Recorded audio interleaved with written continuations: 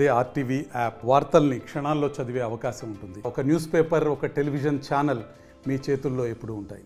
కరీంనగర్, ఆదిలాబాద్, మెదక్, నిజామాబాద్ శాసనమండలి పట్టభద్రుల నియోజకవర్గానికి సంబంధించినటువంటి ఎన్నికల కౌంటింగ్ ప్రక్రియ కొనసాగుతూనే ఉంది. ఇది 2020 మ్యాచ్ని తలపించే విధంగా ఒక ఉత్కంఠకి తెరలేపిందని చూసుకోవచ్చు. ప్రస్తుతం మనం కరీంనగర్లో ఉన్నటువంటి ఈ అంబేద్కర్ ఇండోర్ స్టేడియంలో ఉన్నాము. 56 మంది బరిలో దిగారు. 56 మందిలో 54 మంది ఎలిమినేషన్లో వెళ్ళిపోయేటువంటి అవకాశాలు కనబడుతున్నాయి. ఎందుకంటే మొత్తం పోలైనటువంటి ఓట్లు దానిలోకి వచ్చేసరికి 2,52,029 ఓట్లు పోలయ్యాయి. దీనిలో వ్యాలిడ్ ఓట్స్గా 2,23,343 ఓట్లు వ్యాలిడ్గా పరిగణించడం జరిగింది. ఇన్వాలిడ్ ఓట్లు 28,686 ఇన్వాలిడ్. దీనిలో భాగంగా ఒక కోటానైతే నిర్దేశించడం జరిగింది.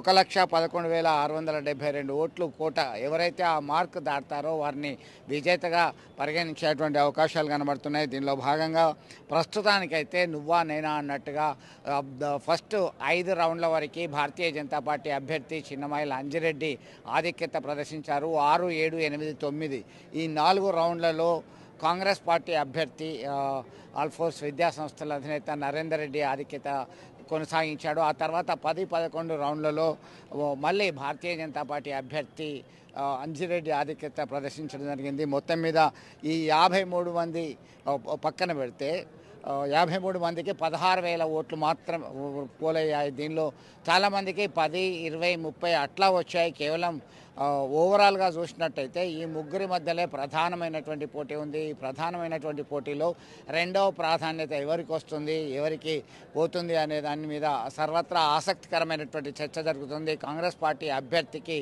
మరి రెండవ స్టేజీకి పడిపోవడానికి గల కారణం ఏంటి అని చెప్పేసి కాంగ్రెస్ నేతలు విశ్లేషించుకుంటున్నారు. ఒక పోస్ట్ మార్టం అయితే చేస్తున్నటువంటి పరిస్థితి ఈజీ వేగా.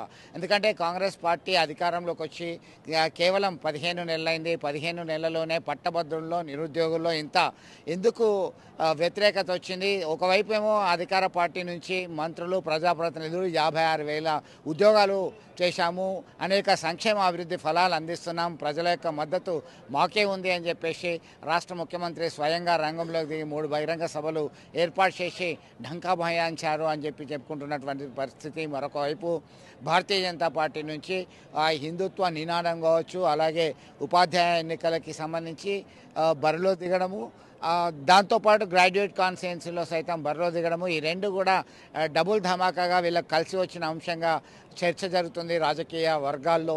దీనిలో భాగంగా ఇన్కమ్ ట్యాక్స్ ఎగ్జంప్షన్ సైతం పెంచడము, ఇది ఉన్నత విద్యావంతులు ఉద్యోగులు అందరూ ఆలోచించారు అనేటువంటి కోణంలో బలమైనటువంటి చర్చ జరుగుతుంది. దీనిలో ఖచ్చితంగా ఈ ప్రాంతంలో ఉత్తర తెలంగాణలో భారతీయ జనతా పార్టీ బలీయమైనటువంటి శక్తిగా ఆవిర్భవించింది అనే చర్చ ప్రధానంగా కొనసాగుతుంది. దాదాపు అత్యధిక అవకాశాలు చిన్నమాయిల అంజిరెడ్డికే ఉంటున్నాయని చెప్పేసి ఒక కాన్ఫిడెన్స్తో భారతీయ జనతా పార్టీ వర్గాలు, నేతలు, క్రియాశీలకంగా ఉన్నటువంటి వ్యక్తులందరూ ఆలోచిస్తున్నటువంటి పరిస్థితి. మరొకవైపు బీసీ నినాదము, బీఆర్ఎస్ మద్దతు రెండింటితో ముందుకొచ్చినటువంటి ప్రసన్న హరికృష్ణ అనూహ్యంగా అత్యధిక ఓట్లు సాధించడంలో సఫలీకృతం అయినప్పటికీ చివరి క్షణంలో మాత్రం పడ్డట్టుగానే చెప్పొచ్చు. 60,000 ఓట్లకే ప్యాక్ అయిపోయాడు. ఇప్పటికైతే మొదటి ప్రాధాన్యత ఓట్లలోనే 5,500 పైచీలకు ఓట్లతో అంజిరెడ్డి ప్రథమ స్థానంలో కొనసాగుతున్నటువంటి పరిస్థితి. ఇప్పటికే ఎలిమినేషన్ ప్రాసెస్ స్టార్ట్ అయింది. ఉదయం నుంచి కూడా ఇప్పటికీ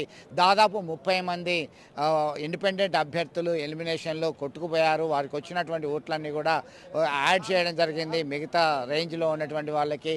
మొత్తం మీద ఈ ప్రహసనం అంతా పూర్తి కావడానికి రాత్రి సమయం పట్టేటువంటి అవకాశం ఉంది. రాత్రి అయితే కానీ ఇప్పుడు తుది ఫలితాలు వచ్చే అవకాశాలు కనబడుతున్నాయి. ఇప్పటికే ప్రధానమైనటువంటి పోటీదారులైనటువంటి బీజేపీ అభ్యర్థి అంజిరెడ్డి, అలాగే కాంగ్రెస్ అభ్యర్థి నరేందర్ రెడ్డి మాత్రం ఎవరి ధీమా వారు వ్యక్తం చేస్తున్నారు. ఖచ్చితంగా రెండో ప్రాధాన్యత నాకే వస్తుంది లేదా నాకే వస్తుంది అని చెప్పేసి ఒక కాన్ఫిడెన్స్గా ఉన్నటువంటి పరిస్థితి అదే మనం గమనించవచ్చు. లెట్స్ వెయిట్ అండ్ సీ ఏం జరగబోతుంది అనేది. మరింత ఉత్కంఠకి తెరలేవాలంటే రాత్రి వరకు వెయిట్ చేయాల్సిందే. విడుదల సుమంత్తో కలిసి చంద్రశేఖర్, RTV, కరీంనగర్. మరిన్ని వీడియోస్ కోసం ఛానల్ ని సబ్స్క్రైబ్ చేయండి. లేటెస్ట్ అప్డేట్స్ కోసం వాట్సాప్ ఛానల్ ని ఫాలో అవ్వండి. ఆ లింక్ డిస్క్రిప్షన్ లో ఉంది.